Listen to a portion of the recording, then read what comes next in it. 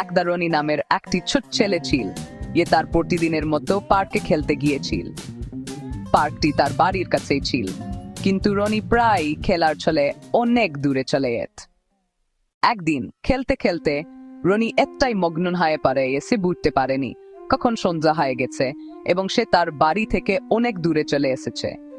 যখন তার হুঁশ ফিরল তখন চারপাশে অন্ধকার হয়ে এসেছে এবং পার্ক প্রায় ফাঁকা। রনি ভয় পেয়ে গেল, সে তার বাড়ির রাস্তা চিনতে পারছিল না। তার চোখে জল এসে গেল।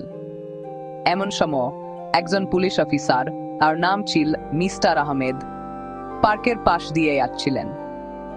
তিনি রনিকে একা কাঁদতে দেখে তার কাছে গেলেন।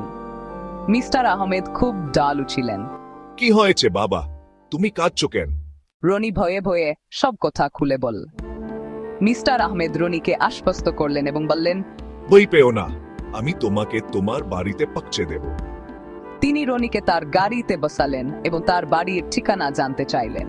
রনি তার বাড়ির ঠিকানা বলতে পারছিল না, শুধু তার এলাকার নাম বলতে পারছিল।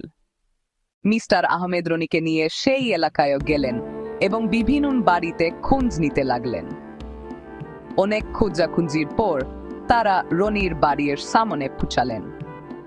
রনির বাবা মা রনিকে দেখে খুব খুশি হলেন এবং মিস্টার আহমেদকে অনেক ধন্যবাদ জানালেন। রনি ও মিস্টার আহমেদকে জড়িয়ে ধরে বলল, ধন্যবাদ পুলিশ কাকু, তুমি আমার সুপার হিরো। সেই দিন থেকে রনি বুঝেছিল পুলিশ শুধু দুষ্টু লোকদের ধরে না, তারা ভালো বন্ধুও হয় এবং বিপদে মানুষকে সাহায্য করে।